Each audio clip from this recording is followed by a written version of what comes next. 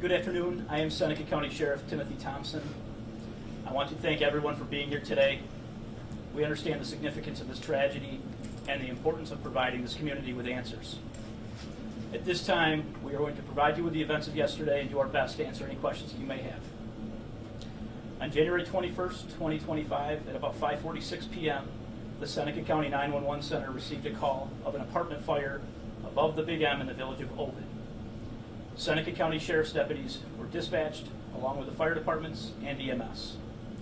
Upon the arrival of our sheriff's deputies, they immediately began checking the apartments to ensure that nobody was trapped inside. Thankfully, it was confirmed that everyone was accounted for. As we all know, the fire spread quickly and has resulted in devastating loss. We have worked cooperatively with the fire department since the onset of this event and have partnered with the Ovid Fire Department to determine the cause of this tragic fire. Our investigators interviewed several people involved, and the origin has been isolated to a charging device and an electrical outlet. The resident of the apartment reported that she plugged in the charging device and noticed that it was smoking a few hours later after returning to the apartment. She then gathered her children and fled the apartment. Although this fire was horrific, I am happy to report that there were only minor injuries involved. Sadly, we have had 15 to 20 people displaced from the homes, and the American Red Cross was on site last evening to provide services. We have also seen a huge response in donations and gifts to get people through these difficult times.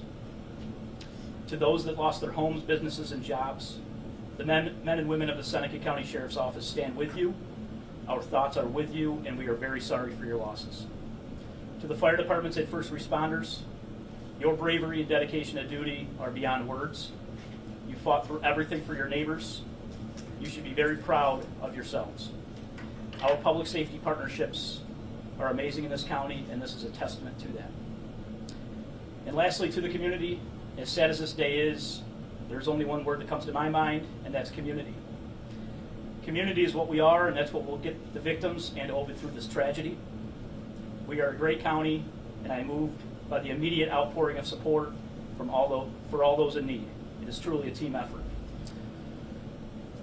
That's the prepared statement that I wanted to give to you today. We are certainly here to answer any questions. I'd like to just introduce a few folks up here with me. I have all their names, so we'll give that to you after. Lieutenant Jeffrey Stoyer from the Sheriff's Office, Lieutenant Michael Strom from the Sheriff's Office, Fire Chief Timothy Westlake, Ovid Town Supervisor Joe Horst, Ovid Village Mayor Aaron Roizen, and Chief Deputy Richard Reed. So with that, we will take some questions. We'd like to keep this as orderly as possible, so we can start down here if there's any questions on the far left and just work our way through. Okay. Definitely, I know it was very, very cold. How was that a challenge to fighting this fire? Step aside, Chief, if you want to step right here. First off, I'd like to apologize for my appearance. We've had 3 working structure fires in less than 24 hours, 2 within our district, 1 that I cleared from, and that's what held up this press conference. Unfortunately, the historic fire that we have had on Main Street in the last 24 hours is very devastating to this community. We dealt with multiple challenges. We dealt with water supply issues. We dealt with the freezing cold temperatures, icing up of equipment, icing up of personnel. We had multiple departments. It will take quite a while for me to accumulate all of the exact information. Every adjoining county and then some sent personnel, apparatus, water supply, and with all those challenges on top of it, the building construction itself posed great challenges. The age of the structures, their design, it all added to the fire spread. Then you throw in the winds on top of that, and that's why we ended up where we ended up. The good part about it is, one firefighter, minor altercation with a slight asthma attack, was checked by EMS, cleared. One firefighter had gloves frozen to their fingers, checked by EMS, and cleared. One firefighter had their shirt frozen to their chest from sweat, obviously the hose lines and stuff, checked by EMS, and cleared. So we had no injuries, we had no fatalities. For a fire this size, and for as busy as that whole strip usually is, with a diner, the Italian kitchen, the laundromat, and the Ovid Big M, plus all the apartments above all of those locations. We're very, very fortunate. And that's a testament to pre-planning for incidents like this to take place and how we react to them. The personnel on scene doing an outstanding job of clearing all the buildings, getting people out, keeping people out. That's why we ended up the way we ended up. We lost property, material goods, that's it. How long were the firefighters actually out there? We were out there for over 9 hours. We did have multiple warming areas that we could go into. The other local businesses in the area opened their doors all night long, gave us places to go with heat and everything else until we cut the power, because we had no choice. But we had warming areas. We had the school district brought a couple buses down to keep people warm. We had people bust up to the school to warm up, dry out, come back out and freeze again. Real testament to the willpower of firefighters and EMS, our fellow first responders and law enforcement. And how long was the fire actually burning?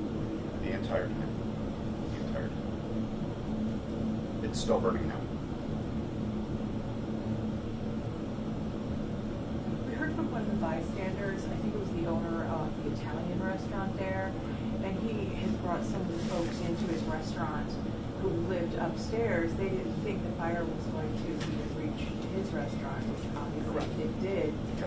He thought it was because of the water freezing that things got harder to manage. Is that It was a right? combination of many things. The main structure that the Ovid Big M and the apartments above where the fire originated, that entire building has a common attic. So the attic that is above one is wide open above all of them, which aided in quick fire spread. You add in the winds, you add in the difficulty of being able to get access from the main street side with all the power wires, phone wires, cable wires that go down through there. And then on the back side, it's a long reach. Those were all very deep buildings there. And then the fire load itself. So when you add a grocery store with 6 apartments plus above it, it's a large fire load. So once it got to above the diner, we had a 22.5-foot alley between the diner and the next building. We fought diligently for well over an hour, keeping it at bay. And then we ran into water supply issues.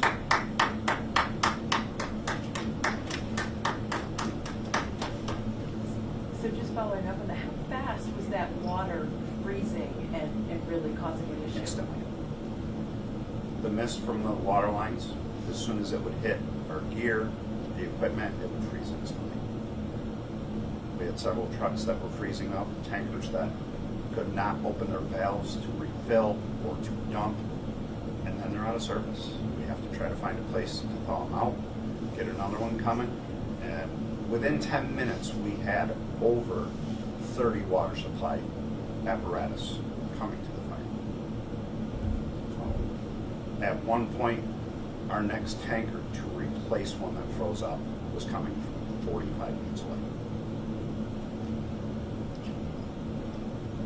I know you said that you guys have had several fires within the last 24 hours. How does this affect your crew and first responders? I can tell you the morale is amazing. If the tones go out, the same 200 we had last night, we would have again right now. The camaraderie within the fire service, the EMS, law enforcement, they'll keep going. They'll do what they have to do to serve the community.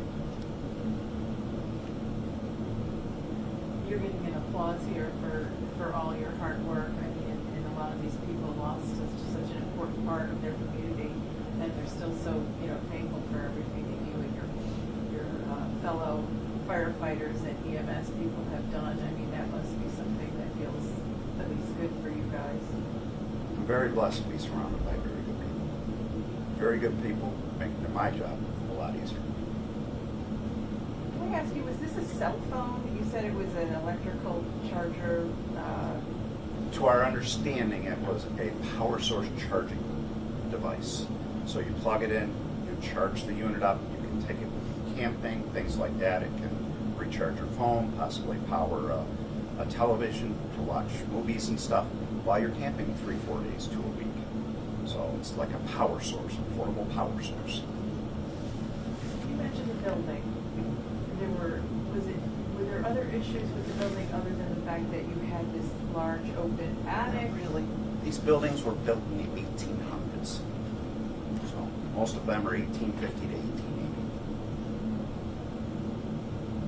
Can you talk about the health concerns for residents in the area? I mean, one of the biggest concerns we had was the amount of water that we used. We depleted the water system. They had to close the school today. We took the water tower, municipal water supply, to a critical level where we had to shut down, stop using any hydrants, stop using water from the tower. And that's where we went into tanker issues. But when it's that cold, things freeze up. Did that hinder your efforts with the Absolutely. other two fires today? Absolutely. The other two fires, the one where we went mutual aid to Trumansburg, was a great distance out. Nearly a 15-minute drive for the old fire department to get to.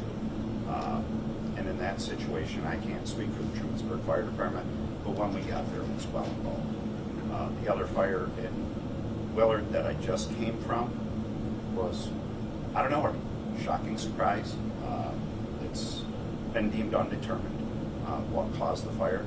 The individual was out walking his dog, came back to the house pushing smoke and flames. So it was a shock to him, it was a shock to us, but unrelated to the fire that we had on Main Street. Can you talk about, I know the library posted a comment on your Facebook thanking you for saving their building from embers that were going to their roofs.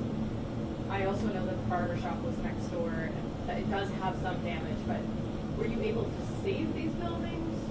So Can you talk about that? the old barber shop with the apartments was not quite a detached structure, but there was a good gap between that and other structures.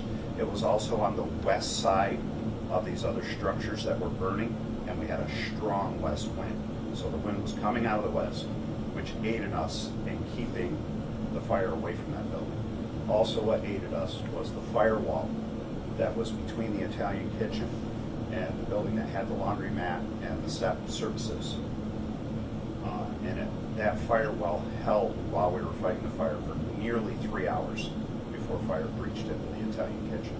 But once it got to the Italian kitchen, most of the rest of the fire was burned down. We got excavators in there. We were able to pull things apart, get more penetration with the water, and get it under control. And what about the library? Talk a little bit about that. So with the wind and the amount of fire load that we had a lot of debris that was floating across. It was setting trees on fire in the park. We were concerned for the 3 bears. We had embers landing on the library roof. We established water supply to 2 vehicles up there, and we put a team up on the roof of the library, put out the embers, and then we just left them up there in that freezing cold because the embers came for hours. How long until power is restored? That I do not know. I can tell you the utility companies were there working last night. All of them are there working diligently today. They've been cooperating with us. They've been great to work with. They want to get their customers back up and running. Going back to that device, was it plugged in and were there blankets over it or something like that? How does To it our cause understanding, she fires? plugged the device in, or someone plugged the device in around 3 o'clock in the afternoon. And they didn't have any issues with it until she stated that it apparently was smoking just before she evacuated the premises. So do you think potentially it's a problem with the device itself or? Unknown, and there's nothing left that we can make a determination from. You know, people are watching this from across the state today. Is there someone here who can explain the importance of, you know, the Big M and that little area there, that the businesses, if yourself or anybody here, the significance of that area and the businesses there, and how important it is to the community I can turn the floor over to either the mayor or town supervisor. Yeah, thank you. So the significance of that block, of our community, is really the heart that we really have. It's what so many people rely on day to day. It services hundreds, if not thousands, of people in the area. I mean, the Big M was the original Ford dealership in the village 100 years ago, and you know, with its loss, with the Italian kitchen, with the laundromat. I mean, these are significant points that our community really looks for guidance and for community. And what we're hearing people say today, you know, we have meetings at the Big M, we have meetings at the Italian kitchen. You know, they're social hubs, and when those places go away, it takes a lot to reestablish that. And it won't ever be the same. It'll be different, but we'll move through it. Ovid always does. It happened 11 years ago. We rebuilt. We changed who we were, but yeah, it's a big blow to the community. How much longer is it expected to be kind of an active scene of firefighters and utility workers, people digging through the debris? So at this time, we've had ongoing operations dealing with hot spots and the debris piles from all of the structures. We're using excavators, water supply still in this changing environment of lovely weather that we have. We've been constantly rotating the crews out through members throughout our community again, throughout our county. Some agencies from adjoining counties have been assisting us. We've been offered assistance from farther away if we need it. But we have to finish putting the fire out before we can even discuss how do we get rid of this. So that could take today, that could take the next 3 days. There's a lot of debris there. Once the fire is taken care of, I'm imagining somewhere in the neighborhood of 3 days to a week, during which time we have to keep that main street closed. That's a state highway, so there is a point of, let's hurry up and get this done. I have a question on Ron, the owner of Italian Kitchen. Is there any help coming from state in when it comes with affected people, lost jobs, lost? So we have a huge outpour from the community that is assisting. We have not been able to at any time so far because it's such a short window that we've been in and because of the other things that have been going on, to have any outreach, to make contact points, to get in touch with people, to see what we can do to help this community. And then there, when we do, that's something that also takes My time. biggest concern is people displaced. You know how hard it is to find apartments around the area. Yes, And also people who lost their jobs. yes, At least 60 people lost their jobs last year. Thank you. yes, sir.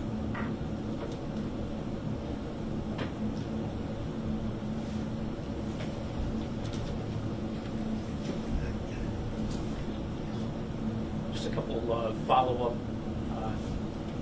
The outpouring from this community was, it's hard to put it in words on how many organizations came out to help last night and came out to help today. I want to commend the Seneca County 911 Center for their work last night to organize and keep this, keep it with all the fire departments involved, to just keep things remotely organized is a feat. We had an outpouring from the United Way of Seneca County. New York State Department of Transportation was on site. Seneca County Highway Department, the South Seneca Central School District opened their doors last night. Sessler Construction also came and assisted with the demolition of the site to make it safe. And I know that I'm forgetting many other organizations, but those, just to name a few, on what it looked like last night and how many organizations came together for the common goal. So on behalf of the Sheriff's Office and the first responders, I just want to thank those organizations. With that, if there's any other questions, we'll take them. If not, I just want to say thank you to all of you guys.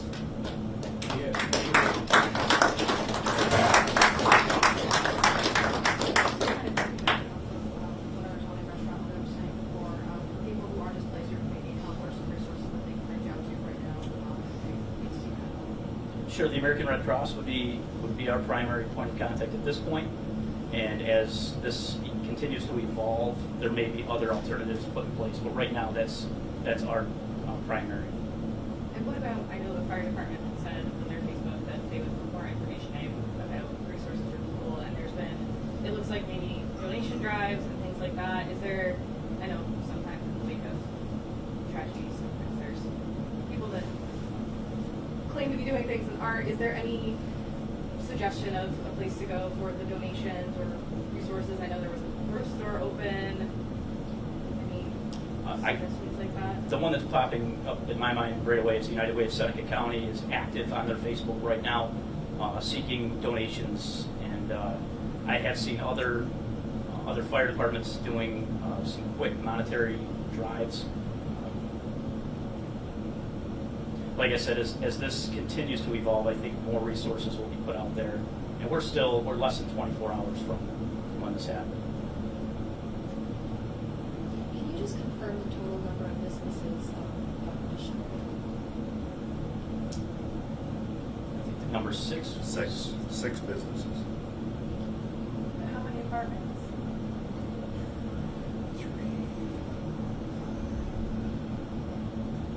11.